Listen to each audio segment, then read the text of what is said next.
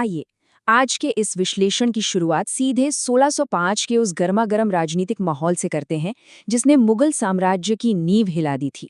जरा कल्पना कीजिए, मुगल बादशाह अकबर अपनी मृत्युशैया पर हैं। उनके अंतिम दिन गिने जा रहे हैं और ऐसे नाजुक वक्त में एंट्री होती है मुगल साम्राज्य के सबसे बड़े ट्रबल शूटर यानी सबसे भरोसेमंद संकट मोचक की। जी हाँ, हम बात कर रहे हैं राजा मानसिंह की। अब सोचने वाली बात यह है कि जब अकबर अपने आखिरी पलों में थे, तब इस विशाल साम्राज्य में सत्ता की असली चाबी आखिर किसके हाथ में थी। पर्दे के पीछे जो बिसात बिछाई जा रही थीं, वो किसी थ्रिलर से कम नहीं थी। सत्ता का पूरा खेल बस एक धागे पर लटका हुआ था।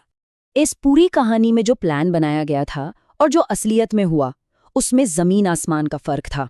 ओरिजिनल प्लान ये था कि अकबर के बाद खुसरो को गद्दी पर बैठाया जाए और अकबर के सबसे खास सेनापति मान सिंह ने इसकी पूरी पुख्ता तैयारी भी कर ली थी। लेकिन ऐन मौके पर पूरा पासा ही पलट गया। जहांगीर ने अचानक अपनी चाल चली और खुद को बादशाह घोषित करवा लिया। इस एक झटके ने न सिर्फ अकबर के प्लान पर पानी फेर दिया, बल्कि मान सिंह के सामने एक बहुत बड़ा राजनीतिक संकट खड़ा कर दिया। इस पूरी उथल पुथल के बीच एक बेहद दिलचस्प आंकड़े पर गौर करते हैं। 7000। मुगल साम्राज्य में 5000 से ऊपर का मनसबदार पद यानी इतनी बड़ी रैंक आमतौर पर सिर्फ मुगल राजकुमारों के लिए रिजर्व्ड होती थी। किसी और को ये नहीं मिलता था। लेकिन जब जहांगीर ने गद्दी हथियाई और मानसिंह बागी होने लगे, तब मरते हुए अकबर ने एक मास्टर स्ट्रोक खेला। उन्होंने मानसिंह की वफादारी पक्की करने और इस तूफान को शांत करने के लिए उन्हें 7000 का अभूतपूर्व मनसब सौंप दिया। सच कहूं तो ये कोई साधारण इनाम नहीं था, बल्कि एक मरते हुए बादशाह की अपने बिखरते साम्राज्य को बचाने की एक आखिरी हताश कोशिश थी। अब अफगान सीमा पर हुई विजय और मिर्जा हकीम के खतरे पर नजर डालते हैं। आखिर मान सिंह को अकबर का सबसे बड़ा ट्रबल शूटर क्यों कहा जाता था? इसे समझने के लिए हमें पश्चिमी मोर्चे का रुख करना होगा।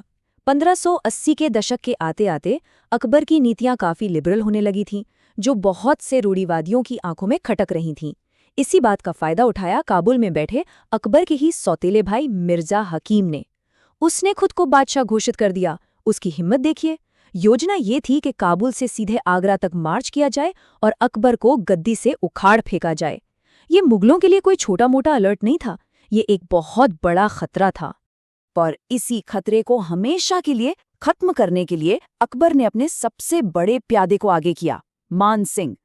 1581 से 1586 के बीच मान सिंह ने काबुल में मिर्जा हकीम की सेनाओं को इतनी बुरी तरह रौंदा कि पूरे इलाके में उनके नाम का खौफ बैठ गया। इस खौफ का अंदाजा आप इसी बात से लगा सकते हैं कि वहां एक लोरी मशहूर हो गई, सो जा वरना मान सिंह आ जाएगा। जरा सोचिए, काबुल की माताएं आज भी अपने बच्चों को सुलाने के लिए इस डरावनी लोरी का इस्तेमाल करती हैं। मतलब मान सिंह के हमलों की गूंज वहां की पीढ़ियों में बस गई। वैसे काबुल में सिर्फ मिर्जा हकीम ही सिरदर्द नहीं था। वहां के बेहद आजाद और लड़ाकू अफगान कबीले भी किसी की सत्ता नहीं मानते थे। लेकिन मान सिंह ने वहां यूसुफजई, अफरीदी और करजई जैसे 5 सबसे प्रमुख कबीलों को घुटने टेकने पर मजबूर कर दिया। आज के दौर की जियोपॉलिटिक्स को देखें तो दुनिया की बड़ी बड़ी महाशक्तियां इन कबीलाई इलाकों को कंट्रोल करने में पसीने छोड़ देती हैं, और वहीं मान सिंह ने उस जमाने में इन पर अपना पूरा दबदबा कायम कर लिया था। है ना कमाल की बात? चलिए अब इस चर्चा को आगे बढ़ाते हैं और देखते हैं पचरंगा झंडे की कहानी, जिसने आमेर के लिए एक पूरा सांस्कृतिक बदलाव ला दिया। इन भयंकर सैन्य अभियानों का असर सिर्फ युद्ध के मैदान तक नहीं रहा, बल्कि इसने मान सिंह की मातृभूमि के इतिहास और उसकी सांस्कृतिक पहचान को हमेशा के लिए बदल दिया। पहले आमेर का झंडा बिल्कुल सफेद हुआ करता था, जिस पर 6 टहनियों वाली एक झाड़ी बनी होती थी। लेकिन काबुल में उन 5 अफगान कबीलों को हराने की जो जबरदस्त ऐतिहासिक जीत थी, उसका जश्न मनाने के लिए इस झंडे को बदलकर पचरंगा कर दिया गया, यानी 5 रंगों वाला झंडा, जो आज भी आमेर के गौरव की गवाही देता है। अब जो पुराने सफेद झंडे पर झाड़ी या झाड़ बनी होती थी ना, उसी से एक बिल्कुल नई सांस्कृतिक पहचान ने जन्म लिया। इसे नाम दिया गया झाड़शाही। यह शब्द कोई मामूली प्रतीक नहीं था, ये देखते देखते आमेर रियासत की रूह और वहां की पूरी पहचान का पर्याय बन गया। और मजे की बात यह है कि ये झाड़शाही पहचान सिर्फ राजा महाराजाओं के महलों तक सिमट कर नहीं रही, ये आम लोगों की रोजमर्रा की जिंदगी में घुल मिल गई। आमेर के सिक्के हों, जूतियां हों या वहां की पगड़ियां, हर चीज झाड़शाही कहलाने लगी। यहाँ तक कि वहां की लोकल बोली को भी यही नाम मिल गया। इसका एक बहुत ही शानदार उदाहरण है आधुनिक समय की मशहूर कालबेलिया डांसर गुलाबो जी। एक बार जब उनसे नेशनल टीवी पर पूछा गया कि वो किस भाषा में बात करना पसंद करेंगी, तो उनका बेबाक जवाब था, मैं तो झाड़शाही बोलूंगी। ये साफ दिखाता है कि सदियों बाद भी ये पहचान आज भी कितनी गहरी और जिंदा है। अब आगे बढ़ते हैं पूर्व की रक्षा, धरोहरों को बचाने और नए नगरों के निर्माण की तरफ। पश्चिम में अपना डंका बजाने के बाद मानसिंह का रुख हुआ पूर्व की ओर, और यहाँ हमें उनका एक बिल्कुल अलग ही अवतार देखने को मिलता है। एक ऐसा अवतार जो सिर्फ जंग जीतना नहीं जानता, बल्कि जो अपनी विरासत का रक्षक है, एक शानदार निर्माता है। पूर्व में एक बहुत ही गंभीर संकट तब खड़ा हुआ जब उड़ीसा के पुरी में अफगान विद्रोही नासिर खान और कतलू खान ने पवित्र जगन्नाथ मंदिर पर कब्जा कर लिया। विद्रोहियों ने इस महान सांस्कृतिक और धार्मिक स्थल को तहस-नहस करने की धमकी दे डाली।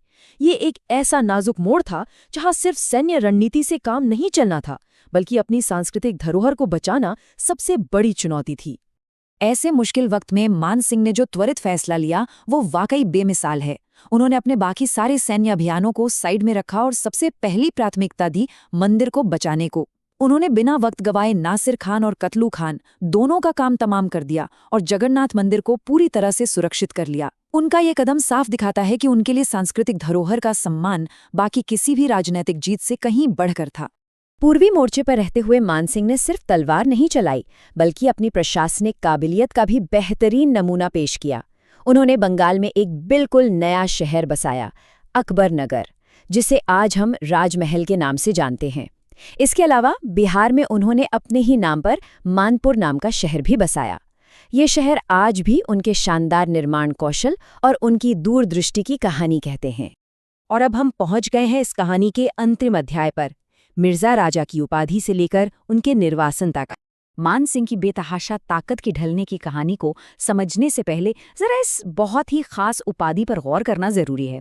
मुगल दरबार में मिर्जा की उपाधि कोई छोटी बात नहीं थी। ये सिर्फ और सिर्फ शाही परिवार के खून के लिए रिजर्व होती थी। लेकिन अकबर ने मान सिंह को मिर्जा राजा की उपाधि से नवाजा था। आप सोच सकते हैं कि ये अपने आप में इस बात का कितना बड़ा सबूत है कि अकबर की नज़र में मान सिंह का रुतबा मुगल साम्राज्य में किसी भी अन्य दरबारी या सिपह सलार से कहीं कहीं ज्यादा था। लेकिन कहते हैं ना कि वक्त हमेशा एक सा नहीं रहता। 1605 में जैसे ही अकबर की आंखें बंद हुईं, परिस्थितियां पूरी तरह पलट गईं। याद है ना वो उत्तराधिकार वाला पुराना संकट? उसी की वजह से जहांगीर के मन में मान सिंह के लिए एक बहुत गहरा अविश्वास बैठ चुका था। तो जहांगीर ने सत्ता में आते ही सबसे पहला काम क्या किया? उसने मान सिंह का डिमोशन कर दिया। उन्हें सत्ता के केंद्र से उठाकर सुदूर दक्षिण भारत भेज दिया गया और अंततः महाराष्ट्र के एलिचपुर नाम की जगह पर मुगल साम्राज्य के इस सबसे ताकतवर और महान सेनापति ने एक तरह से निर्वासन की स्थिति में ही अपनी आखिरी सांस ली। तो इस पूरे शानदार सफर को देखने के बाद हमारे सामने एक बहुत ही गहरा सवाल खड़ा होता है। मान सिंह की असली विरासत आखिर है क्या? क्या वो उनके कभी न हारने वाले सैन्य अभियान हैं जिन्होंने मुगल साम्राज्य की सीमाओं को सुरक्षित किया, या फिर वो झाड़शाही सांस्कृतिक पहचान है जो मुगल साम्राज्य की मिट्टी में मिल जाने के सदियों बाद भी आज तक जिंदा है? इस सवाल पर विचार करना हमें इतिहास को एक बिल्कुल नए चश्मे से देखने का मौका देता है। इस विश्लेषण में साथ जुड़ने के लिए बहुत बहुत शुक्रिया। यकीन मानिए, इतिहास के इन पन्नों को और गहराई से खंगालना एक बेहद रोमांचक अनुभव होने वाला है।